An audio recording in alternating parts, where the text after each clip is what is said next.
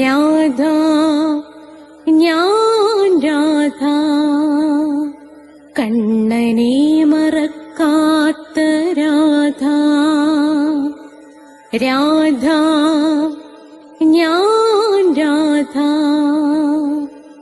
കണ്ണനെ മറക്കാത്ത രാധ.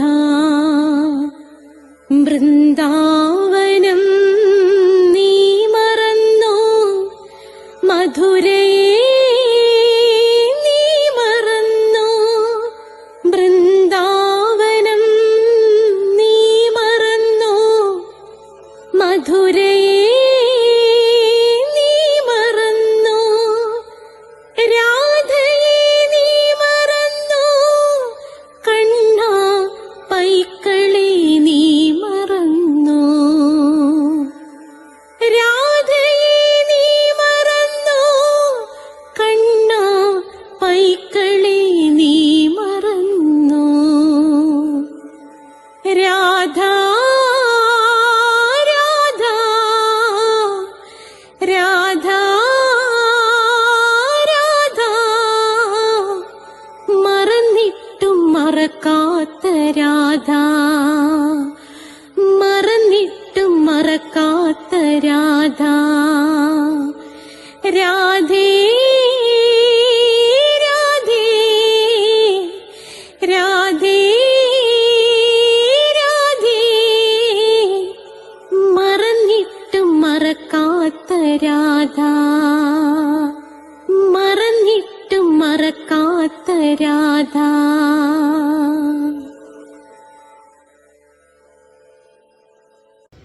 രാധേ രാധേ ഓ രാധേ രാധേ രാധേ രാധേ ഓ രാധേ രാധേ രാധേ രാധേ ഓ രാധേ രാധേ രാധേ രാധേ ഓ രാധേ രാധേ. രാധേ രാധേ എന്ന ചാനലിതാ സൗന്ദര്യ ലഹരി, അത്യപൂർവമായ പുസ്തകം, അപൂർവങ്ങളിൽ അപൂർവമായ പുസ്തകം. ശ്രീചക്ര പൂജ ചെയ്യുന്നവർക്ക്, ശ്രീവിദ്യ ഉപാസന ചെയ്യുന്നവർക്ക്, സാക്ഷാൽ ദേവിയെ ആരാധിക്കുന്നവർക്ക്, ദാ കണ്ടില്ലേ, ദാ പകൽ സമയം 10-10:30 മണി 11 മണി കഴിഞ്ഞ് ഞാനിത് റെക്കോർഡ് ചെയ്യാൻ തുടങ്ങുമ്പോൾ കേൾക്കാമോ കുരുവികളുടെ ശബ്ദം? ഐശ്വര്യമാണ്. സൗന്ദര്യ ലഹരി ഞാൻ പറയാൻ തുടങ്ങിയ നിമിഷം 11:30 മണിക്ക് കുരുവികൾ ചിലയ്ക്കുന്ന ശബ്ദമാണ് നിങ്ങൾ കേൾക്കുന്നത്. പ്രഭാതത്തിൽ നിങ്ങൾ കേൾക്കുന്നുണ്ടോ? കേൾക്കാമോ? പ്രഭാതത്തിലാണ് സാധാരണഗതിയിൽ അങ്ങനെ കുരുവികൾ കരയുന്നത്, കരയല്ല ചിലയ്ക്കുന്നത്.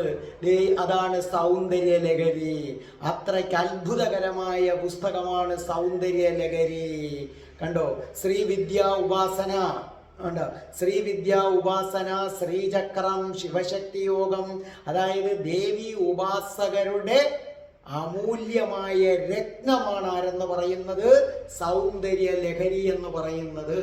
ആ സൗന്ദര്യ ലഹരിയാണ് ഇന്ന് മുതൽ പുണ്യാത്മാക്കളെ നിങ്ങൾ പഠിക്കാൻ പോകുന്നത്.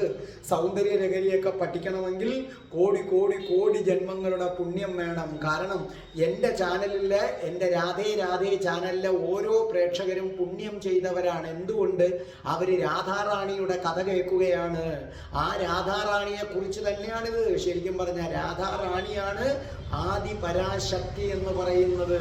അപ്പൊ രാധാറാണിയുടെ കഥ കേട്ട് കേട്ട് കേട്ട് കേട്ട് കേട്ട് നിങ്ങൾ ദേവീ ഭക്തിയുടെ കാണാകയങ്ങളിലേക്ക് താണുപോയി. അതുകൊണ്ട് ദേവി നിങ്ങളെ അനുഗ്രഹിച്ചിരിക്കുകയാണ് സൗന്ദര്യ ലഹരി കേൾക്കുവാനായി. സൗന്ദര്യ ലഹരി കടകളിൽ പുസ്തകം വാങ്ങിക്കാൻ കിട്ടുമെങ്കിൽ ഒരെണ്ണം വാങ്ങിക്കുക. ഇല്ലെങ്കിൽ ഇതിനകത്ത് എഴുതി കാണിക്കുന്നുണ്ട്. ആദ്യമേ ഞാൻ പറയട്ടെ, നമുക്ക് ഇതിനിങ്ങനെ എഴുതി കാണിക്കുന്നതിന് ഇത് എഴുതി തരുന്നത് ആശയാണ്. വീഡിയോയിൽ വരികളൊക്കെ എഴുതി തരുന്നത് ആശയാണ്. അപ്പോൾ രാധേ രാധേ ചാനല് അങ്ങേയറ്റം ആശയോട് കടപ്പെട്ടിരിക്കുന്നു.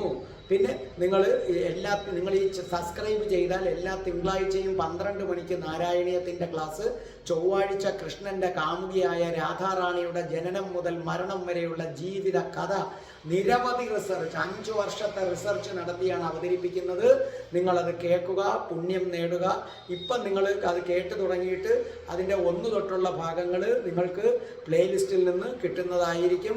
അതേ കണക്ക് തന്നെ നിങ്ങൾ പിന്നെ എല്ലാ വ്യാഴാഴ്ചയും മഹത്തായ അഷ്ടപതിയുടെ ക്ലാസ് ഇതൊക്കെ കേട്ടതുകൊണ്ടാണ്, ഈ അഷ്ടപതിയും രാധയുടെ പ്രണയവും കേട്ടതുകൊണ്ടാണ് നിങ്ങൾക്ക് രാധാറാണി അനുഗ്രഹം കൊണ്ട് സൗന്ദര്യലഹരി കേൾക്കാൻ ഇടവരുന്നത്. അതേ കണക്ക് പിന്നെ എല്ലാ വെള്ളിയാഴ്ചയും ഇനി തൊട്ട് സൗന്ദര്യലഹരിയുണ്ട്. പിന്നെ ഇംഗ്ലീഷ് സംസാരിക്കാൻ ആഗ്രഹിക്കുന്നവർക്ക് സ്പോക്കൺ ഇംഗ്ലീഷിൻ്റെ ക്ലാസ് ഞാൻ ഇതിനകത്ത് ഇട്ടിട്ടുണ്ട്. പിന്നെ ചിലരൊക്കെ ആണെങ്കിൽ എന്നോട് ഇവിടെ വന്ന് പഠിക്കണമെന്ന് ആഗ്രഹം പ്രകടിപ്പിക്കുന്നവരുണ്ട്. അവർക്ക് ഇവിടെ വരാവുന്നതാണ്. 30 ദിവസം കൊണ്ട് ഇംഗ്ലീഷ് സംസാരിക്കും, ഇല്ലെങ്കിൽ ഫുൾ എമൗണ്ടും തിരിച്ചു തരുമെന്നുള്ളതാണ്. നിങ്ങൾക്ക് ഹോസ്റ്റൽ സൗകര്യമുണ്ട്, പെൺകുട്ടികൾക്കും ഹോസ്റ്റൽ സൗകര്യമുണ്ട്. നിരവധി പേരാണ് ഇവിടെ വന്ന് പഠിച്ച് സന്തോഷത്തോടുകൂടി തിരിച്ചു പോകുന്നത്. അതുപോലെ തന്നെ ജ്യോതിഷം ഓരോ മാസത്തിൽ ജനിച്ചവരുടെ ഫലം, നക്ഷത്രത്തിൽ ജനിച്ചവരുടെ ഫലമൊക്കെ കൊടുത്തിട്ടുണ്ട്, അത് കേൾക്കുക. ജ്യോതിഷപരമായി എന്ത് സംശയത്തിനും ഡിസ്ക്രിപ്ഷൻ ബോക്സിൽ എൻ്റെ നമ്പറുണ്ട് 9645333999. അതിലേക്ക് നിങ്ങൾ വിളിച്ചാൽ മതി. തികച്ചും സൗജന്യമായിരിക്കും. പ്ലേലിസ്റ്റ് എടുത്താൽ അഷ്ടാവക്ര ഗീതയുണ്ട്, നിശ്ചയമായും കേൾക്കണം. പ്ലേലിസ്റ്റിനകത്ത് ഹിന്ദുക്കൾ അറിയേണ്ടവ, ക്ഷേത്രങ്ങൾ, ടെമ്പിൾസ് ഉണ്ട്. പിന്നെ ബുദ്ധൻ, കൃഷ്ണൻ്റെ അവതാരമായ ബുദ്ധൻ്റെ ജനനം മുതൽ മരണം വരെയുള്ള ജീവിത കഥ നല്ല അടുക്കിന് കൊടുത്തിട്ടുണ്ട്, അതൊക്കെ നിങ്ങൾ കേൾക്കുക. ഭക്തമീരയുടെ കഥ കൊടുത്തിട്ടുണ്ട്. പിന്നെ നിങ്ങൾക്ക് പ്രയോജനം ചെയ്യുന്ന നിരവധി ഷോർട്ട് വീഡിയോസ് ഉണ്ട്. അതേ കണക്ക് രാധേ രാധേ ചാനൽ കാണുന്നവർ എല്ലാ ദിവസവും പോസിറ്റീവ് എനർജിയോടുകൂടി വേണം ഉറക്കമെഴുന്നേക്കേണ്ടതെന്ന് എനിക്ക് നിർബന്ധമുണ്ട്. അതുകൊണ്ട് ഞാൻ എന്ത് ചെയ്തു, രാധാമാധവൻ ഗ്രൂപ്പിൽ മാത്രം ഇട്ടിരുന്ന ഗുഡ് മോർണിംഗ് മെസ്സേജ് ഇനി മുതൽ എൻ്റെ ചാനലുകാർക്കെല്ലാം ലഭിക്കുന്നതായിരിക്കും. ഞാനിത് രാധാമാധവൻ ഗ്രൂപ്പിൽ മാത്രമാണ് ഇട്ടിരുന്നത്. അപ്പോൾ എല്ലാവരുടെയും നിർബന്ധപ്രകാരം ഇപ്പോൾ എൻ്റെ ചാനൽ സബ്സ്ക്രൈബ് ചെയ്യുന്ന എല്ലാവർക്കും എൻ്റെ ഗുഡ് മോർണിംഗ് മെസ്സേജ് കിട്ടും. അത് കേട്ട് നിങ്ങൾ ഉണരുക, പോസിറ്റീവ് എനർജി നേടുക. അത് വെച്ചിട്ട് ജീവിതം നിങ്ങൾ ഓരോ ദിവസവും ഞാൻ പറയുന്ന മോർണിംഗ് മെസ്സേജ് ഉൾക്കൊണ്ടുകൊണ്ട് ജീവിച്ചാൽ ജീവിതം എന്നും ആനന്ദകരമായിരിക്കും. രാധികാ കവചം 2 ഉണ്ട്. ആ 2 രാധികാ കവചവും ഞാൻ പഠിപ്പിച്ചിട്ടുണ്ട്. രാധാ സഹസ്രനാമമുണ്ട്. രാധികാ കവചം പ്ലേലിസ്റ്റിൽ പ്രത്യേകം കൊടുത്തിട്ടുണ്ട്. രാധാ സഹസ്രനാമമുണ്ട്, വരികൾ ഉൾപ്പെടെയും വരികൾ ഇല്ലാതെയും. അതേ കണക്ക് തന്നെ അതിനിഗൂഢമായ രാധാമാനസതന്ത്രം അതിനിഗൂഢമാണ്. അതും മറ്റൊരു സഹസ്രനാമമാണ്. ആ സഹസ്രനാമം നമ്മൾ എന്ത് ചെയ്തു കഴിഞ്ഞു, ബുധനാഴ്ച റിലീസ് ചെയ്തു കഴിഞ്ഞു. അപ്പം നിങ്ങൾ എന്ത് ചെയ്യുക, അതും ഒക്കെ നിങ്ങൾ കാണുക. അപ്പോൾ രാധാറാണിയുടെ അനുഗ്രഹത്തോടുകൂടി പ്രാർത്ഥനയോടുകൂടി നമുക്ക് രാധാറാണിയെക്കുറിച്ചുള്ള കാരണം നമ്മൾ പറയും ആദിപരാശക്തി രാധാറാണിയാണ്. രാധാറാണിയുടെ അംശാവതാരമാണ് പാർവതി ദേവിയും സരസ്വതി ദേവിയും ലക്ഷ്മി ദേവിയും ഒക്കെ അംശാവതാരങ്ങളാണ്. വളരെ സിമ്പിളായിട്ട് പറഞ്ഞുതരാം. നിങ്ങളും നിങ്ങളുടെ മക്കളും നിങ്ങളുടെ അംശാവതാരമാണ്. നിങ്ങളുടെ മക്കൾ എന്ന് പറയുന്നത് നിങ്ങളുടെ അംശം തന്നെയാണ്, അല്ലേ? അതുകൊണ്ടാണല്ലോ നിങ്ങൾക്ക് മക്കളോട് ഇത്ര ഒട്ടൽ വരുന്നത്. അപ്പോൾ പാർവതി ദേവി എന്ന് പറയുന്നത് രാധാജിയാണ്. രാധാജിയെക്കുറിച്ചുള്ളത് തന്നെയാണ് ആരെന്ന് പറയുന്നത്, സൗന്ദര്യ ലഹരി എന്ന് പറയുന്നത്. ഇനി നിങ്ങൾക്ക് ഒരുപാട് അത്ഭുതങ്ങൾ ഈ സൗന്ദര്യ ലഹരി കാത്തുവച്ചിട്ടുണ്ട്. പ്രാർത്ഥിച്ചുകൊണ്ട് തുടങ്ങാം. ഓം മഹാഗണപതയേ നമഃ. ഓം നമഃ ശിവായ. ഓം ശ്രീ രാധാകൃഷ്ണായ നമഃ. ഓം രാധായേ സ്വാഹ. രാധേ രാധേ, ഓ രാധേ രാധേ, രാധേ രാധേ, ഓ രാധേ രാധേ, രാധേ രാധേ, ഓ രാധേ രാധേ, രാധേ രാധേ, ഓ രാധേ രാധേ, രാധേ രാധേ, ഓ രാധേ രാധേ, രാധേ രാധേ, ഓ രാധേ രാധേ. ബർസാനെ വാലി രാധാറാണിക്ക് ജയ്. എൻ്റെ മാതാവ് രാധാറാണിക്ക് ജയ്. എനിക്ക് സർവൈശ്വര്യങ്ങളും വാരിക്കോരി തരുന്ന എൻ്റെ പൊന്നു രാധാറാണി അമ്മക്ക് ജയ്. എനിക്ക് രോഗങ്ങൾ വരാതെ കാത്തുരക്ഷിക്കുന്ന രാധാറാണി അമ്മക്ക് ജയ്. എന്നെ സർവ്വ പാപങ്ങളിൽ നിന്നും മോചിപ്പിച്ചു തരുന്ന എൻ്റെ പൊന്നു രാധാറാണി അമ്മക്ക് ജയ്. അപ്പം നമുക്ക് ആരംഭിക്കാം സൗന്ദര്യ ലഹരി. അതിനു മുമ്പ് പറയട്ടെ, നമ്മൾ അല്പം മുമ്പ് ഇറക്കിയ രാധാമാനസാന്തരം ഉണ്ടല്ലോ, അതിനെ ആ വീഡിയോയിൽ ആ സഹസ്രനാമം മുഴുവനും നമുക്ക് എഴുതി തന്നത് ആശയാണ്. ആ വീഡിയോ അവതരിപ്പിച്ചപ്പോൾ ഞാനത് പറയാൻ വിട്ടുപോയതാണ്. സോറി ആശ. കാരണം ആശ ഒരുപാട് കഷ്ടപ്പെട്ടാണ് 1000 നാമങ്ങൾ എഴുതി പിടിപ്പിക്കേണ്ടേ, ഒരുപാട് കഷ്ടപ്പെട്ടാണ് അത് ചെയ്തത്. അപ്പോൾ രാധേ രാധേ ചാനല് ആശയോട് അതിന് നന്ദി രേഖപ്പെടുത്തുന്നു. സൗന്ദര്യ ലഹരിയും അതുപോലെ തന്നെയാണ്. ആശ വളരെ കഷ്ടപ്പെട്ടാണ് എഴുതിയത്. അപ്പം ആശയ്ക്ക് രാധേ രാധേ ചാനല് നന്ദി രേഖപ്പെടുത്തുന്നു. അധികം താമസിയാതെ ഉടൻ രാധാ സഹസ്രനാമം, അതിനിഗൂഢമായ 3ാമത്തെ രാധാ സഹസ്രനാമം നിങ്ങളുടെ കൈകളിലേക്ക് എത്തുന്നതായിരിക്കും. അതാര് പാടണം എന്ന് ഇതുവരെ ഞാൻ തീരുമാനിച്ചിട്ടില്ല. അത് രാധാറാണി ആയിരിക്കും ആര് പാടണമെന്ന് തീരുമാനിക്കുന്നത്. അങ്ങനെ 3ാമത്തെ സഹസ്രനാമം ഉടനെ എത്തുന്നതാണ്. ഇനി സൗന്ദര്യ ലഹരിയെ സംബന്ധിച്ചിടത്തോളം ഞാൻ പറയുന്നത് പോലെ കൃത്യമായിട്ട് ചെയ്യണം. സൗന്ദര്യ ലഹരിയെ സംബന്ധിച്ചിടത്തോളം ഈ സൗന്ദര്യ ലഹരിയെക്കുറിച്ച് പല അഭിപ്രായങ്ങളുണ്ട്. എന്തായാലും ഒരു കാര്യം നിങ്ങൾ മനസ്സിലാക്കുക, സൗന്ദര്യ ലഹരിയുടെ 1 മുതൽ 41 വരെയുള്ള ശ്ലോകങ്ങൾ സാക്ഷാൽ ശിവഭഗവാൻ എഴുതിയതാണ്. 42 മുതൽ 100 വരെയുള്ള ശ്ലോകങ്ങൾ ശങ്കരാചാര്യ സ്വാമികളും. ഇതിനെക്കുറിച്ച് പല അഭിപ്രായങ്ങളുണ്ട്. ഒന്ന് പറയുന്നത് ശിവഭഗവാൻ 100 ശ്ലോകങ്ങൾ അടങ്ങിയ സ്വന്തം കൈപ്പടയിൽ എഴുതിയ 100 ശ്ലോകങ്ങൾ അടങ്ങിയ ആ പുസ്തകം, ആ കയ്യെഴുത്ത് പ്രതി ആർക്ക് കൊടുക്കുന്നു? ശങ്കരാചാര്യ സ്വാമിക്ക് കൊടുത്തു. പക്ഷേ നന്ദി അതിൻ്റെ കുറച്ചു ഭാഗങ്ങൾ കീറിക്കളഞ്ഞു. ആ ഭാഗം ശിവഭഗവാന്റെ നിർദ്ദേശപ്രകാരം ശങ്കരാചാര്യ സ്വാമികൾ പൂർത്തിയാക്കി. 2, ശങ്കരാചാര്യ സ്വാമികൾ ശിവനെ മാത്രമേ ആരാധിക്കൂ, ശക്തിയെ ആരാധിക്കില്ല. അങ്ങനെ വന്നപ്പോൾ ഒരു ദിവസം നടന്നു വന്നപ്പോൾ ശങ്കരാചാര്യ സ്വാമിക്ക് ചലിക്കാൻ വയ്യാതായി. അപ്പോൾ ശിവനെ വിളിച്ചപ്പോൾ ശിവൻ പറഞ്ഞു, എനിക്കൊന്നും ഇനി ചെയ്യാനില്ല, ശക്തി ഇല്ലാതെ എനിക്കൊന്നും ചെയ്യാൻ പറ്റില്ല. അപ്പോൾ അവിടെ നിന്നുകൊണ്ട് ഈ ബാക്കി ഭാഗം ആരെഴുതി? ശങ്കരാചാര്യ സ്വാമികൾ എഴുതുകയും അതോടുകൂടി ശങ്കരാചാര്യ സ്വാമികൾക്ക് ചലനശക്തി തിരിച്ചു കിട്ടുകയും ശങ്കരാചാര്യ സ്വാമി അന്ന് തൊട്ട് ദേവിയെ ആരാധിക്കുകയും ചെയ്തു. അതാണ് സൗന്ദര്യ ലഹരി. വാദങ്ങൾ ഏതെടുത്താലും സൗന്ദര്യ ലഹരിയുടെ പ്രത്യേകത 1 മുതൽ, അതായത് ഞാൻ ഇന്ന് പഠിപ്പിക്കുന്ന ശ്ലോകം ശിവഭഗവാൻ സ്വന്തം കൈകൊണ്ട് എഴുതിയതാണ്. അതുകൊണ്ട് അത് അപാരമായ മന്ത്രമാണ്. 1 മുതൽ 42 വരെയുള്ള ഭാഗം ശിവഭഗവാന്റെ കൈപ്പടയിൽ എഴുതിയത് കൊണ്ട് അത്യുന്നതമായ മന്ത്രവും അതിനുശേഷമുള്ളതും ശിവഭഗവാന്റെ നിർദ്ദേശപ്രകാരം ശങ്കരാചാര്യ സ്വാമികൾ പൂർത്തിയാക്കി. അതുകൊണ്ട് അതും അത്യുഗ്രമായ മന്ത്രം. അങ്ങനെ ഒരു പുസ്തകം മുഴുവനും മന്ത്രങ്ങളാണെന്ന സത്യം നിങ്ങൾ മനസ്സിലാക്കുക. അപ്പോൾ നമ്മുടെ സൗന്ദര്യ ലഹരി നമുക്ക് വേണ്ടി പാടിത്തരാമെന്ന് സമ്മതിച്ചത് ദുബായിലാണെന്ന് തോന്നുന്നു ഉള്ള സുനിലാണ്. സുനിലിനെ സംബന്ധിച്ചിടത്തോളം എന്താ പറയേണ്ടത്, എനിക്ക് ഭയങ്കര ഇഷ്ടമാണ് സുനിലിനെ എനിക്ക് ഭയങ്കര ഇഷ്ടമാണ്. എന്തുകൊണ്ടാണെന്നൊന്നും എനിക്കറിയില്ല. സുനിലിനെ എനിക്ക് വലിയ ഇഷ്ടമാണ്. സുനിലും ഞാനും തമ്മിൽ എന്തോ ഒരു ആത്മബന്ധം ഉള്ളതുപോലെയാണ്.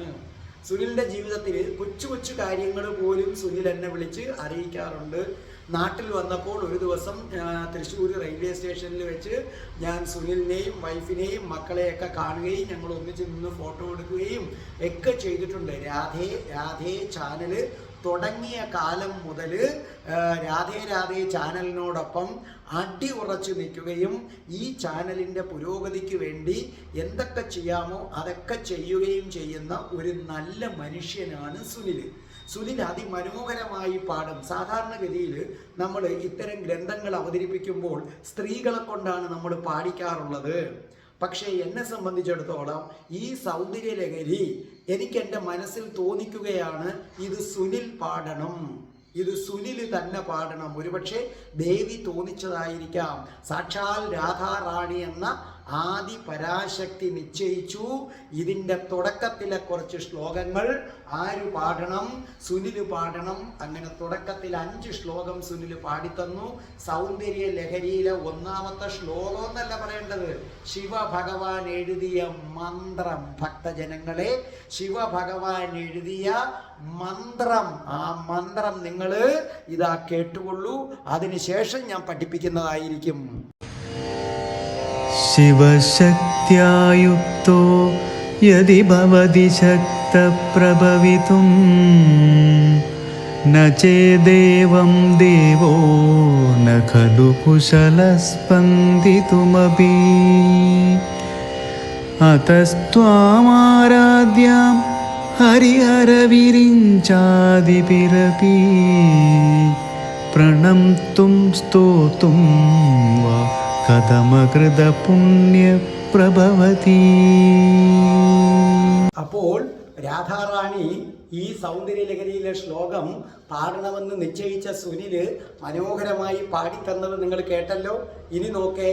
ശിവശക്തിയുക്തോ യദി ഭവതി ശക്തപ്രഭവിതും ന ചേദേവം ദേവോ ന ഖലു കുശല സ്പന്ദിതുമഭി അധസ്ത്വാമാരാധ്യാം ഹരിഹര വിരിഞ്ചാധിപിരഭി പ്രണന്തും സ്തോതും വാ കഥമകൃത പുണ്യപ്രഭവതി.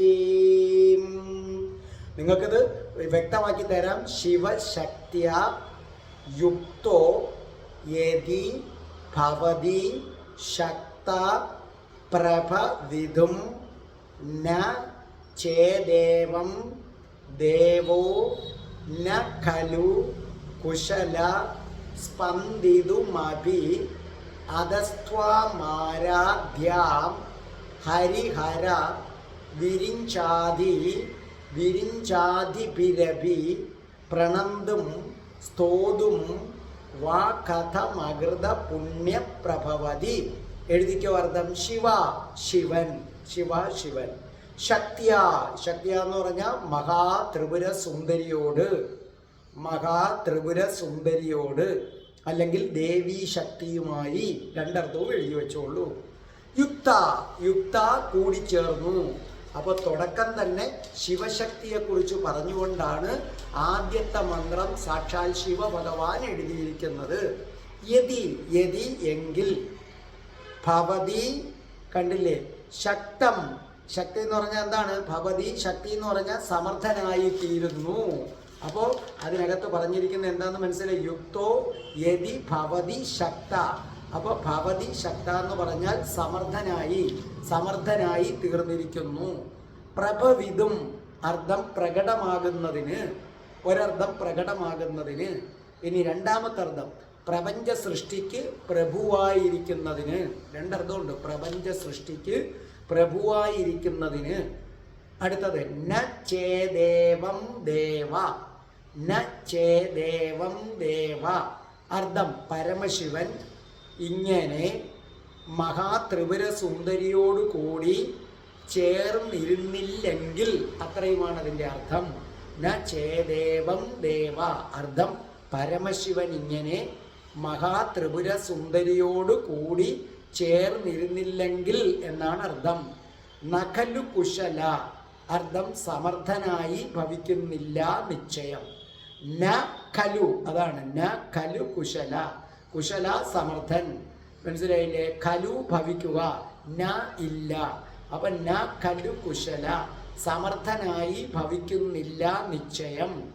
സ്പന്ദിതും അഭി. അർത്ഥം സ്പന്ദിതും ഇളകുന്നതിന്, അനങ്ങുന്നതിന് പോലും. അധസ്ത്വാം ഇത് കാരണമായിട്ട് നിന്തിരുവടിയെ. ആരാധ്യ അർത്ഥം ആരാധിക്കപ്പെടുന്നു. ഹരിഹര വിരിഞ്ചാദിഭിഹി അഭി. അർത്ഥം പ്രപഞ്ചരക്ഷകനായ വിഷ്ണു, സംഹാരകനായ ശിവൻ, സൃഷ്ടികർത്താവായ ബ്രഹ്മാവ്, മനസ്സിലല്ലേ, തുടങ്ങിയ ശ്രേഷ്ഠന്മാരായ ദേവന്മാർ എന്നാണ് അർത്ഥം. ഹരിഹര ശിവൻ, വിരിഞ്ചാദിഭിഹി അഭി. അതിൻ്റെ അർത്ഥം പ്രപഞ്ചരക്ഷകനായ വിഷ്ണു, സംഹാരകനായ ശിവൻ, സൃഷ്ടികർത്താവായ ബ്രഹ്മാവ് തുടങ്ങിയ ശ്രേഷ്ഠന്മാരായ ദേവന്മാർ. പ്രണന്തും നമസ്കരിക്കാനും. സ്തോതും വാ കഥം. അർത്ഥം സ്തുതിക്കുന്നതിനും. എങ്ങനെ? സ്തുതിക്കുന്നതിനും എന്നർത്ഥമുണ്ട്, പിന്നെ എങ്ങനെയെന്നും ഒരർത്ഥമുണ്ട്. അകൃത പുണ്യം. അർത്ഥം ജന്മാന്തരത്തിൽ പുണ്യം ചെയ്യാത്തവൻ. പ്രഭവതി. അർത്ഥം സമർത്ഥനായി ഭവിക്കുന്നു. അർത്ഥം സമർത്ഥനായി ഭവിക്കുന്നു. അപ്പോൾ ഇതിൻ്റെ ഒരു മൊത്തത്തിലെ അർത്ഥം ഞാൻ പറഞ്ഞു തരാം. അല്ലയോ പരാശക്തി സ്വരൂപിണിയായ മഹാത്രിപുര സുന്ദരി. അഭിസംബോധനയാണ്. ഹോ ഹല്ലയോ പരാശക്തി സ്വരൂപിണിയായ മഹാത്രിപുര സുന്ദരി, മംഗളം നൽകുന്നവനായ ശിവൻ, എല്ലാവർക്കും മംഗളം നൽകുന്നവനായ ശിവൻ മഹാത്രിപുര സുന്ദരിയോട് ചേർന്നിരുന്നാൽ മാത്രമേ ഈ പ്രപഞ്ചത്തെ സൃഷ്ടിക്കാൻ കഴിവുള്ളവനാകൂ. ഓർമ്മിക്കണേ, ശിവനാണ് എഴുതി വച്ചിരിക്കുന്നത്, വേറെ ആരുമല്ല. അപ്പോൾ ഇവിടെ പറഞ്ഞിരിക്കുന്ന ശിവൻ തന്നെ പറയുന്നത് എന്താണ്? അല്ലയോ മഹാത്രിപുര സുന്ദരി, മംഗളം നൽകുന്നവനായ ശിവന് മഹാത്രിപുര സുന്ദരിയോട് ചേർന്നിരുന്നാൽ മാത്രമേ ഈ പ്രപഞ്ചത്തെ സൃഷ്ടിക്കാൻ കഴിവുള്ളവനായി തീരൂ. ദേവിയുടെ സാമീപ്യമില്ലെങ്കിൽ ശിവന് ഒന്ന് ഇളകുവാൻ, ഒന്ന് ചലിക്കുവാൻ പോലും കഴിയില്ല. കണ്ടോ, ഇത് മറ്റൊരാളാണല്ല അല്ല പറയുന്നത്, ശിവഭഗവാൻ പറയുകയാണ്. ശക്തിയില്ലെങ്കിൽ, മഹാത്രിപുര സുന്ദരി ഇല്ലെങ്കിൽ ശിവനായ എനിക്ക് ഒന്ന് അനങ്ങാൻ പോലും കഴിയില്ല. അതിനാൽ ബ്രഹ്മാവും വിഷ്ണുവും ശിവനും ദേവിയെ പൂജിക്കുന്നു. അപ്പോൾ ബ്രഹ്മാവും വിഷ്ണുവും ശിവനും ദേവിയെ പൂജിക്കുന്നതിൻ്റെ കാരണം ദേവി ഇല്ലാതെ ഇവർക്കാർക്കും അനങ്ങാൻ പറ്റില്ല. അപ്പോൾ പലരും ചോദിക്കുന്നൊരു ചോദ്യമുണ്ട്, സാറേ ആരെ പൂജിക്കുന്നതാണ് നല്ലത്? കൃഷ്ണനെയാണോ, ശിവനെയാണോ, മുരുകനെയാണോ? ഇങ്ങനെയാണ് നിങ്ങൾ ചോദിക്കുന്നത്. അല്ല, ഏറ്റവും അതായത് കോടാനുകോടി ജന്മങ്ങളുടെ പുണ്യം ചെയ്താൽ മാത്രമേ നിങ്ങൾ ദേവി ഉപാസനയിലേക്ക് വരുത്തുള്ളൂ. ദേവിയെ പൂജിക്കുന്നതാണ് ഏറ്റവും ഉത്തമം. ദേവിയെ പൂജിച്ച് ദേവിയുടെ ഉപാസകനായി ഇരുന്നതിന് ശേഷം പിന്നെ നിങ്ങൾക്ക് കൃഷ്ണനെയോ ശിവനെയോ മുരുകനെയോ ആരെ വേണമെങ്കിലും നിങ്ങൾക്ക് എന്ത് ചെയ്യാം? പൂജിക്കാം. ദേവിയുടെ ഉപാസന ഇല്ലാതെ, ദേവിയെ നിങ്ങൾ ദേവീഭക്തനാകാതെ ഏത് ദൈവത്തെ വിളിച്ചാലും നിങ്ങൾക്ക് പൂർണ്ണ ഫലം കിട്ടില്ല എന്ന് നിങ്ങൾ മനസ്സിലാക്കുക. കാരണം ആ ദൈവങ്ങൾക്ക് പോലും നിങ്ങൾ വിളിക്കുന്ന കൃഷ്ണനും നിങ്ങൾ വിളിക്കുന്ന ശിവനും ബ്രഹ്മാവിനും പോലും പ്രവർത്തിക്കാനുള്ള ശക്തി കൊടുക്കുന്നത് ദേവിയാണ്. ഓർമ്മിക്കണേ, ഇത് പറയുന്നത് ദിലീപ് സാറല്ലേ, ആരാ പറയുന്നത്? ശിവഭഗവാൻ തന്നെയാണ് പറയുന്നത്. അപ്പം എന്താ ഇവിടെ പറഞ്ഞിരിക്കുന്നത്? ബ്രഹ്മാവും വിഷ്ണുവും ശിവനും പോലും ദേവിയെ പൂജിക്കുന്നു. പിന്നെ നിങ്ങൾക്കെന്താ പ്രേക്ഷകരെ പ്രശ്നം? നിങ്ങൾ ചിലർ പറയും ഞാൻ ശിവനെ മാത്രമേ പൂജിക്കൂ, ഞാൻ കൃഷ്ണനെ മാത്രമേ പൂജിക്കൂ. കഷ്ടം. ആ ശിവൻ പോലും ശക്തിയെ പൂജിക്കുന്നു, കൃഷ്ണൻ പോലും ശക്തിയെ പൂജിക്കുന്നു. പക്ഷേ വിഡ്ഢികളായ മനുഷ്യൻ ശക്തിയെ വിട്ടിട്ട് ആരെ? ശക്തി പകർന്നു നൽകുന്ന ജീവനുമായി നിൽക്കുന്ന മറ്റുള്ളവരെ പൂജിക്കുകയാണ് ചെയ്യുന്നത്. അപ്പം നിങ്ങൾ ആദ്യം ദേവീഭക്തനാക്, അതിനുശേഷം നിങ്ങൾ ആരെ പൂജിച്ചുള്ളൂ? കൃഷ്ണനെയോ ശിവനെയോ ഒക്കെ നിങ്ങൾ പൂജിച്ചുള്ളൂ.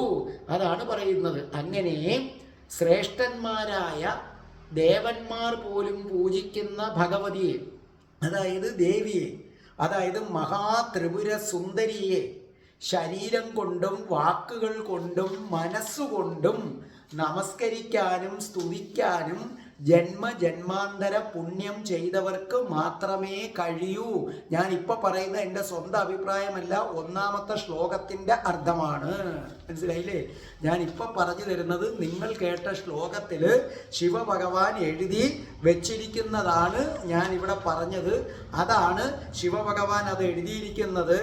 മനസ്സിലായില്ലേ? ഹരിഹര സ്തോതും വാ കഥം അകൃത പുണ്യപ്രവൃത്തി എന്ന് പറഞ്ഞാൽ അതിൻ്റെ അർത്ഥം മനസ്സിലായില്ലേ? പുണ്യപ്രഭവതി, പുണ്യം ചെയ്തവന് മാത്രമേ പറ്റുമെന്ന് ദേവിയെ ഉപാസിക്കാൻ. ആരാ പറയുന്നത്? ശിവഭഗവാൻ. അല്ലാതെ ദിലീപ് സാർ അല്ല പറയുന്നത്. നിങ്ങളുടെ ആ ശ്ലോകത്തിന്റെ അവസാനത്തെ വരി അതാണ് സൂചിപ്പിക്കുന്നത്. കണ്ടില്ലേ? പ്രണന്തും സ്തോതും വാ കഥം അകൃത പുണ്യ, പുണ്യമില്ലാത്തവന് പറ്റില്ല. അപ്പൊ ജന്മജന്മാന്തരങ്ങളുടെ പുണ്യമുള്ളവന് മാത്രമേ ഭഗവതിയെ, ദേവിയെ, മഹാത്രിപുര സുന്ദരിയെ ശരീരം കൊണ്ടും വാക്കുകൊണ്ടും മനസ്സുകൊണ്ടും നമസ്കരിക്കാനും സ്തുതിക്കാനും കഴിയുകയുള്ളൂ. അപ്പൊ നിങ്ങൾ മനസ്സിലാക്കുക, നിങ്ങൾ ശിവനെ മാത്രമാണ് പൂജിക്കുന്നത്, സുബ്രഹ്മണ്യനെ മാത്രമാണ് പൂജിക്കുന്നത്, കൃഷ്ണനെ മാത്രമാണ് പൂജിക്കുന്നത്, ദേവിയെ പൂജിക്കുന്നില്ല എങ്കിൽ നിങ്ങൾ പാപിയാകുന്നു, നിങ്ങൾ പാപികളാകുന്നു, നിങ്ങൾ മൂഢന്മാരാണ്. അറിവില്ലാതെ ഒരു തരം ഭ്രമം കൊണ്ട്, ഒരു തരം ഭക്തി കൊണ്ടുള്ള ഭ്രാന്ത് കൊണ്ട് നിങ്ങൾ വെറുതെ ഒരു പുരുഷ ദൈവത്തിനെ മാത്രം ഭജിക്കുന്നതാണ്. ഓർമ്മിക്കണേ, അങ്ങനെ ഒരു ഭ്രാന്ത് ഒരു കാലത്ത് എനിക്കുണ്ടായിരുന്നു. അങ്ങനെ ഒരു കാലത്ത് ഞാനും നിങ്ങളെപ്പോലെ തീരെ അറിവില്ലാത്ത മൂഢനായിരുന്നു. അതാണ് ഞാൻ എങ്ങനെ രാധാഭക്തനായെന്നുള്ളതിൽ. ഞാൻ കൃഷ്ണൻ്റെ അമ്പലത്തിൽ മാത്രമേ പോകത്തുള്ളൂ. അന്നെനിക്ക് ഭക്തി കൊണ്ട് അന്ധതയായിരുന്നു. ഇന്നല്ല. മനസ്സിലായ? കൃഷ്ണൻ്റെ അമ്പലത്തിലേ പോകൂ. എൻ്റെ അമ്മ വിളിച്ചാൽ പോലും, മൂകാംബിയയ്ക്ക് വിളിച്ചാൽ പോലും ഞാൻ പറയും ദേവിയെ കാണാനൊന്നും വരത്തില്ല, കൃഷ്ണനാണ് എനിക്കെല്ലാം, കൃഷ്ണൻ തരുന്നെങ്കിൽ തന്നാൽ മതി, ഇല്ലെങ്കിൽ വേണ്ട എന്ന് പറഞ്ഞിരുന്ന ഒരാളാണ്. ഇത് കേൾക്കുന്നവർ ദയവ് ചെയ്ത് ഞാൻ എങ്ങനെ കഠിന രാധാഭക്തനായ എന്ന വീഡിയോ കേൾക്കണം. കൃഷ്ണഭക്തനായ ഞാനെങ്ങനെ രാധാഭക്തനായ എന്ന വീഡിയോ കേൾക്കണം. ഇതിൻ്റെ ഡിസ്ക്രിപ്ഷൻ ബോക്സിൽ അതിൻ്റെ ലിങ്ക് ഞാൻ കൊടുത്തേക്കാം. അല്ലെങ്കിൽ നിങ്ങൾ എൻ്റെ 9645333999 വിളിച്ചാൽ അത് ഞാൻ അയച്ചു തരാം. ഞാൻ ഈ പറഞ്ഞതുപോലെ നിങ്ങളെപ്പോലെ ഒരു കാലത്ത് ഞാനും ഒരു മൂഢനായി, നിങ്ങളെന്ന് പറഞ്ഞാൽ ഉദ്ദേശിക്കുന്നത് ദേവിയെ ഉപാസിക്കാതെ ശിവനെ മാത്രം, കൃഷ്ണനെ മാത്രം, അതിനപ്പുറം എനിക്കൊന്നും വേണ്ട എന്ന് പറയുന്നവരെ കുറിച്ചാണ് ഞാൻ ഈ പറഞ്ഞത്. അപ്പോൾ ഇവിടെ എന്താ പറഞ്ഞിരിക്കുന്ന? ശിവഭഗവാൻ ജന്മാന്തര പുണ്യം ചെയ്തവർക്കേ കഴിയൂ, അല്ലാത്തവർക്ക് ദേവനെ മാത്രം ഭജിച്ചു കഴിയും. മനസ്സിലായ? അല്ലാത്തവർ ഏതെങ്കിലും ഒരു ദേവനെ മാത്രം പൂജിച്ച് കഴിയും. അപ്പൊ ദേവിയെ ഭജിക്കാതെ ദേവനെ മാത്രം ഭജിക്കുന്നവൻ മൂഢനാണ്. കാരണം അവൻ അമ്മയെ സ്നേഹിക്കാതെ അച്ഛനെ മാത്രം സ്നേഹിക്കുന്നവനാണ്. പാർവതീദേവിയെ പൂജിക്കാതെ, പാർവതീദേവിയെ ബഹുമാനിക്കാതെ ശിവനെ മാത്രം പൂജിക്കുന്നവൻ, രാധാറാണിയെ പൂജിക്കാതെ കൃഷ്ണനെ മാത്രം പൂജിക്കുന്നവൻ, വള്ളിയെ പൂജിക്കാതെ സുബ്രഹ്മണ്യനെ മാത്രം പൂജിക്കുന്നവൻ, അവൻ അമ്മയെ ഉപേക്ഷിച്ചിട്ട് അച്ഛനെ മാത്രം സ്നേഹിക്കുന്നവനാണ്. അതുകൊണ്ടാണ് അവനെ മൂഢൻ. അങ്ങനെ അമ്മയെ മാത്രം ഉപേക്ഷിച്ച് അച്ഛനെ മാത്രം സ്നേഹിച്ചു പോയ ഒരാളായിരുന്നു ഞാൻ. പക്ഷേ കൃഷ്ണന്റെ കൃപ കൊണ്ട് തന്നെ കൃഷ്ണൻ എന്നെ നേരെ പൊക്കിയെടുത്ത് രാധാറാണിയുടെ ഉപാസനയിലേക്ക് ഇട്ടുകൊടുത്തത് കൊണ്ട് ഞാൻ രക്ഷപ്പെട്ടു. അപ്പൊ ഇനി ഇതിനെക്കുറിച്ച് ഞാൻ വളരെ വിശദമായി പറഞ്ഞു തരാം. അതായത് ശക്തിയോട് ചേർന്നാൽ മാത്രമേ ശിവന് ചലിക്കാൻ കഴിയൂ. മനസ്സിലായല്ലോ? ശക്തിയോട് ചേർന്നാൽ മാത്രമേ ശിവന് ചലിക്കാൻ കഴിയൂ. ചലനമില്ലാത്ത ശിവൻ നിഷ്ക്രിയനാണ്. എന്ന് പറഞ്ഞാൽ ശക്തിയില്ല, ദേവി ഇല്ലെങ്കിൽ ശിവൻ നിഷ്ക്രിയനാണ്, ഒന്നും ചെയ്യാൻ പറ്റത്തില്ല, നിർഗുണനാണ്, യാതൊരു ഗുണങ്ങളും ഇല്ലാത്തവനാണ്. അപ്പൊ ദേവി കൂടെ ഇല്ലെങ്കിൽ തനിക്ക് ഒന്നും ചെയ്യാൻ പറ്റത്തില്ല. ഞാൻ നിർഗുണനാണ്, ഞാൻ നിഷ്ക്രിയനാണെന്ന് ശിവഭഗവാൻ തന്നെ പ്രഖ്യാപിക്കുന്നു. ഇത് ശിവന്റെ കാര്യം മാത്രമല്ല, ഇത് രാധാകൃഷ്ണന്മാരുടെ കാര്യത്തിലും സുബ്രഹ്മണ്യനും വള്ളിയും തമ്മിലുള്ള കാര്യത്തിലും ഇനി മനുഷ്യൻ അങ്ങോട്ട് എടുത്തു കഴിഞ്ഞാൽ നിങ്ങൾ ഏതെങ്കിലും ഒരു ശോശാമ്മയും ഒരു ഔസേപ്പച്ചനും തമ്മിലുള്ള കാര്യത്തിലും ഹിന്ദുമതം തന്നെ വേണമെന്നില്ല. മനസ്സിലായില്ലേ?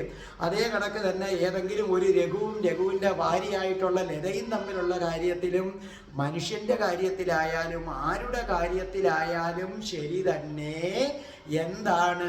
നമ്മൾ ദേവി ഇല്ലെങ്കിൽ, ആരാണ് ദേവി? വളരെ ശ്രദ്ധിച്ച് നിങ്ങൾ കേൾക്കുക. ശിവനെ സംബന്ധിച്ചിടത്തോളം പാർവതിയാണ് ദേവി, കൃഷ്ണനെ സംബന്ധിച്ചിടത്തോളം രാധാജിയാണ് ദേവി, സുബ്രഹ്മണ്യനെ സംബന്ധിച്ചിടത്തോളം വള്ളിയാണ് ദേവി, മനുഷ്യനെ സംബന്ധിച്ചിടത്തോളം അവൻ്റെ ഭാര്യയാണ് ദേവി. ഓർമ്മിക്കുക, തമിഴ്നാട്ടിൽ ഒരു പ്രത്യേക വിഭാഗം ബ്രാഹ്മിൺസ് സ്വന്തം ഭാര്യയെ ദേവി എന്നാണ് വിളിക്കുന്നത്. അവരുടെ പേരെന്തോ ആയിക്കൊള്ളട്ടെ, സ്വന്തം ഭാര്യയെ വിളിക്കുന്നത് ദേവി എന്നാണ്. അതേ കണക്ക് തന്നെ അവരാകട്ടെ സ്വന്തം ഭർത്താവിനെ സ്വാമി എന്നാണ് വിളിക്കുന്നത്. ആ ദേവി ഇല്ലെങ്കിൽ സ്വാമിക്കൊന്നും ചെയ്യാൻ സാധ്യമല്ല. അപ്പൊ നിങ്ങളൊരു ക്രിസ്ത്യാനിയാണെങ്കിൽ ശോശാമ്മ ഔസേപ്പച്ചനെ കല്യാണം കഴിച്ചാൽ ഔസേപ്പച്ച, ശോശാമ്മ ഇല്ലാതെ ഔസേപ്പച്ചന് യാതൊന്നും ചെയ്യാൻ പറ്റില്ല. അതുപോലെ നമുക്കിത് പാടിത്തന്ന സുനിലിൻ്റെ ഭാര്യയുടെ പേരെനിക്ക് ഓർമ്മ വരുന്നില്ല. എൻ്റെ സുനിലെ, ആ ഭാര്യ ഇല്ലെങ്കിൽ പിന്നെ സുനിലിനൊന്നും ചെയ്യാൻ പറ്റില്ല. ഇത് കേട്ടുകൊണ്ടിരിക്കുന്ന ഓരോ പുരുഷനും ആലോചിക്കുക, നിങ്ങളുടെ ഭാര്യയുടെ സ്നേഹമില്ലാതെ നിങ്ങൾക്കൊന്നും ചെയ്യാൻ പറ്റില്ല. അതുകൊണ്ടാണ് നിങ്ങൾ ചെയ്യുന്നതൊക്കെ കുഴപ്പത്തിൽ ചെന്ന് ചാടുന്നതും ഓരോരോ പ്രശ്നങ്ങൾ ഉണ്ടാകുന്നതും അതുകൊണ്ടാണ്. അപ്പൊ ശ്രദ്ധിച്ചു കേൾക്കുക, ദേവി ഇല്ലെങ്കിൽ നിങ്ങളും ഞാനും വിഷ്ണുവും ബ്രഹ്മാവും ശിവനും ശവമാണ്. ശിവനിൽ നിന്ന് മംഗളം പോയാൽ എന്ന് പറഞ്ഞ ദേവി, ശിവനിൽ നിന്ന് ശിവശബ്ദത്തിൽ നിന്ന് ദേവി ശബ്ദം പോയാൽ പിന്നെ അത് ശവമായി മാറുന്നു എന്നാണ് പറയുന്നത്. ഈ ശിവശബ്ദം അത് ദേവി കൂടിച്ചേരുമ്പോഴാണ് ശിവശബ്ദം ഉണ്ടാകുന്നത്. ശിവശബ്ദം എന്ന് പറയുന്നതിനകത്ത് അല്ലേ നമശിവായ, ആ ശിവ എന്ന് വിളിക്കുമ്പോൾ അതിൽ 4 ശിവചക്രങ്ങളുണ്ട്, 5 ശക്തി ചക്രങ്ങളുമുണ്ടെന്നറിയുക. അത് വളരെ പ്രധാനമായിട്ട് നിങ്ങൾ അറിയുക. ശിവ എന്ന് നിങ്ങൾ വിളിക്കുന്നു, ശിവ എന്ന് വിളിക്കുന്നതിനകത്ത് 4 ശിവചക്രങ്ങളും 5 ശക്തി ചക്രങ്ങളുമുണ്ട്. അങ്ങനെ 4 ശിവചക്രങ്ങളെയും 5 ശക്തി ചക്രങ്ങളെയും സൂചിപ്പിക്കുന്നതാണ് ശിവശബ്ദം. ഈ ചക്രത്തെയാണ് ശ്രീചക്രം എന്നറിയപ്പെടുന്നത്. 4 ശിവചക്രങ്ങളുടെയും 5 ശക്തി ചക്രങ്ങളുടെയും കൂടിച്ചേരക്കമാണ് ശ്രീചക്രം. ഈ ശ്രീചക്രത്തിൽ നിന്നാണ് ലോകം ജനിക്കുന്നത്. ആകെ 25 തത്വങ്ങളാണുള്ളത്. ഈ ലോകം നിലനിൽക്കുന്നത് 25 തത്വങ്ങള്. എന്നാൽ ശിവശക്തി, ശിവനോട് ശക്തി ചേരുമ്പോൾ, ശിവനോട് ദേവി ചേരുമ്പോൾ ഈ 25 തത്വങ്ങളെയും കടന്ന് 26ാമതൊരു തത്വം ഉണ്ടാകുന്നു. അതാണ് ശിവശക്തി സംയോഗം. മനസ്സിലായല്ലോ? ഇപ്പൊ നിങ്ങൾക്ക് ശ്രീചക്രമൊക്കെ നിങ്ങൾക്ക് പിടികിട്ടിക്കഴിഞ്ഞല്ലോ. 4 ശിവചക്രങ്ങളും 5 ശക്തി ചക്രങ്ങളും അതിൻ്റെ ചേർച്ചയാണിത്. ഈ പ്രപഞ്ചം നിൽക്കുന്നത് 25 തത്വങ്ങളാണ്. പക്ഷേ ശിവശക്തി സംയോഗം 25 തത്വങ്ങളെയും കടന്നുള്ള 26ാമത്തെ ഇതാണ്. ഇനി ഇതേ ശ്ലോകത്തിലെ എന്തുകൊണ്ട് മന്ത്രമെന്ന് വിളിക്കുന്നു? ഇത് ശ്ലോകമല്ല മന്ത്രമാണെന്ന് എന്തുകൊണ്ട് പറയുന്നു? ഇതിലെ മന്ത്രഭാഗം തുടക്കം തന്നെ ശിവശക്തി എന്ന് പറഞ്ഞുകൊണ്ടാണ് തുടങ്ങുന്നത്. ആ ശിവശക്തി, ഈ ശ്ലോകം തുടങ്ങുന്നത് ശിവശക്തി എന്ന് പറഞ്ഞുകൊണ്ടാണ്. മനസ്സിലായി? ആ ശിവശക്തി ശബ്ദങ്ങൾ രണ്ടും ഷോഡശാക്ഷരി മന്ത്രത്തിൽ ആദ്യമുള്ള 2 അക്ഷരങ്ങളെ സൂചിപ്പിക്കുകയാണ്. ആദ്യമുള്ള 2 അക്ഷരങ്ങളെ സൂചിപ്പിക്കുകയാണ് എന്ന് മാത്രവുമല്ല, പൂർവാർദ്ധത്തിലുള്ള പദസംഖ്യ 16ആണ്. അതുകൊണ്ട് ഈ ശ്ലോകം ശ്രീവിദ്യ മഹാമന്ത്രത്തിൻ്റെ ഷോഡശാക്ഷരങ്ങൾ അടങ്ങിയ അപൂർവമായ ഒന്നാണെന്ന സത്യം നിങ്ങൾ തിരിച്ചറിയുക. നല്ലതുപോലെ മനസ്സിലായല്ലേ? ഇത് തുടങ്ങുന്നത് ശിവശക്തി ശബ്ദങ്ങൾ കൊണ്ടാണ്. ഷോഡശാക്ഷരി മന്ത്രത്തിൻ്റെ ആദ്യമുള്ള 2 അക്ഷരങ്ങളെയാണ് ശിവനും ശക്തിയും സൂചിപ്പിക്കുന്നത്. ഇതിൻ്റെ പൂർവഭാഗത്തുള്ള ആദ്യ ഭാഗത്തുള്ള പദസംഖ്യ 16ആണ്. അതുകൊണ്ട് ഈ ശ്ലോകം ഇത് ശ്ലോകമല്ല, ശ്രീവിദ്യ മഹാമന്ത്രത്തിൻ്റെ ഷോഡശാക്ഷരങ്ങൾ അടങ്ങിയ ദിവ്യമന്ത്രമാണ്. ഈ ശ്ലോകം ശിവനും ബ്രഹ്മാവും വിഷ്ണുവും ആരാധിക്കുന്ന പ്രപഞ്ച ജനയിത്രിയായ മഹാത്രിപുര സുന്ദരിയെയും ശ്രീചക്രത്തെയും ശ്രീ ഷോഡശാക്ഷരി മന്ത്രത്തെയുമാണ് സൂചിപ്പിക്കുന്നതെന്നറിയുക. ഇപ്പം നിങ്ങൾ സുനിൽ പാടി തന്ന ആ ശ്ലോകമില്ലേ, അതൊരു ശ്ലോകമല്ല, അത് മന്ത്രങ്ങളെ ഇരിപ്പിടമാണ് എൻ്റെ പ്രേക്ഷകരെ. അതെന്തൊക്കെയാണ് ആ 1ാമത്തെ ശ്ലോകം? സുനിൽ പാടിത്തന്ന ഈ 1ാമത്തെ ശ്ലോകം എന്ന് പറഞ്ഞാൽ ശിവനും ബ്രഹ്മാവും വിഷ്ണുവും ആരാധിക്കുന്ന പ്രപഞ്ച ജനയിത്രിയായ മഹാത്രിപുര സുന്ദരിയെയും ശ്രീചക്രത്തെയും ശ്രീ ഷോഡശാക്ഷരി മന്ത്രത്തെയും കുറിക്കുന്ന ദിവ്യമായ ഒന്നാണെന്നറിയുക. എന്ന് മാത്രവുമല്ല, അതുകൂടാതെ അതിനകത്ത് പ്രണവമുണ്ട്, പഞ്ചാക്ഷര മഹാമന്ത്രവുമുണ്ട്. കണ്ടോ? സുനിൽ പാടിത്തന്ന ഈ ശ്ലോകത്തിനകത്ത് ഇതുകൂടാതെ മഹാത്രിപുര സുന്ദരിയും ശ്രീചക്രവും ഷോഡശാക്ഷരി മന്ത്രവും കൂടാതെ പ്രണവമുണ്ട്, പഞ്ചാക്ഷര മന്ത്രമുണ്ട്. കാരണം നഗാര മകാര ശിവശബ്ദങ്ങളാണ്. അതിലെ ആ ശ്ലോകത്തിലെ നഗാരം മകാരം ശിവശബ്ദങ്ങളാണെന്ന് നിങ്ങൾ മനസ്സിലാക്കുക. എന്നിട്ട് ഒരു കാര്യവും കൂടെ ചെയ്യുക. നിങ്ങൾ ഭക്തിപൂർവം വിളക്ക് കത്തിച്ചിട്ട് ഒന്നുകിൽ രാവിലെയോ അല്ലെങ്കിൽ വൈകുന്നേരമോ 2 നേരമോ ഈ ശ്ലോകം എടുത്തു വെച്ച് നിങ്ങൾ പാരായത്, ശ്ലോകം എന്ന് പറഞ്ഞുകൂടാ, മന്ത്രം, ഈ സുനിൽ പാടിത്തന്ന ആ മന്ത്രം എടുത്തു വെച്ച് നിങ്ങളത് പാരായണം ചെയ്യണം. അതിനുശേഷം നിങ്ങളൊരു കാര്യം ചെയ്യണം. ക്ലീം എന്ന മന്ത്രം, ക്ലീം ക്ലീം ക്ലീം എന്ന് 1000 ഉരുവിടണം. അങ്ങനെ ആ ക്ലീം എന്നത് നിങ്ങൾ 12 ദിവസം തുടർച്ചയായി ചെയ്യണം. അതോടുകൂടി നിങ്ങൾക്ക് ഐശ്വര്യപ്രാപ്തി ഉണ്ടാകും. നിങ്ങൾക്ക് ആഗ്രഹങ്ങൾ എന്തായാലും നടക്കും. അപ്പൊ അസുഖം ബാധിച്ചിരിക്കുന്ന ഒരാളാണെങ്കിൽ അയാൾക്ക് ആ അസുഖം ഭേദമാകണമെന്നാണ് ആഗ്രഹമെങ്കിൽ അത് നടക്കും. ദാരിദ്ര്യം കൊണ്ട് അനുഭവിക്കുന്ന ഒരാൾക്ക് സമ്പത്ത് കിട്ടണമെന്നാണ് ആഗ്രഹമെങ്കിൽ അത് നടക്കും. അപ്പൊ ഐശ്വര്യമുണ്ടാകും, ആഗ്രഹപ്രാപ്തി ഉണ്ടാകും, ആത്മീയമായ ഉന്നതിയും ഉണ്ടാകും. അത് തന്നെ നിങ്ങൾക്ക് ഒരു അരിപ്പൊടി എടുത്തിട്ട് ചതുരം വരയ്ക്കുക. ഒരു അരിപ്പൊടി എടുത്തിട്ട്, അല്ലെങ്കിൽ നമ്മൾ കോലമിടുന്ന പൊടി കടയിൽ വാങ്ങിക്കാൻ കിട്ടും, അത് ചതുരം വരയ്ക്കുക. പൂജാമുറിയിൽ ചതുരം വരച്ച് ചതുരത്തിൻ്റെ ഓരോ അറ്റത്തും ഒരു വൃത്തം ഇങ്ങനെ വരയ്ക്കുക. അങ്ങനെ വരച്ചിട്ട് അതിൻ്റെ നടുക്ക് ക്ലീം എന്ന് എഴുതിയിട്ട് അതിൻ്റെ മുമ്പിലിരുന്ന് ക്ലീം എന്ന് 12 ദിവസം 1000 ഉരുവിട്ടാൽ അതിനേക്കാൾ ഉത്തമം. നല്ലപോലെ മനസ്സിലായില്ല. ചതുരത്തിനകത്ത് എന്തെങ്കിലും ഒരു ബുദ്ധിമുട്ട് തോന്നുന്നവരുണ്ടെങ്കിൽ എൻ്റെ 9645333999 ഒരു മെസ്സേജ് അയച്ചാൽ ആ ചതുരം എങ്ങനെയാണ് വരച്ചത് അതിൻ്റെ ഫോട്ടോ ഞാൻ അങ്ങോട്ട് അയച്ചു തരാവുന്നതാണ്.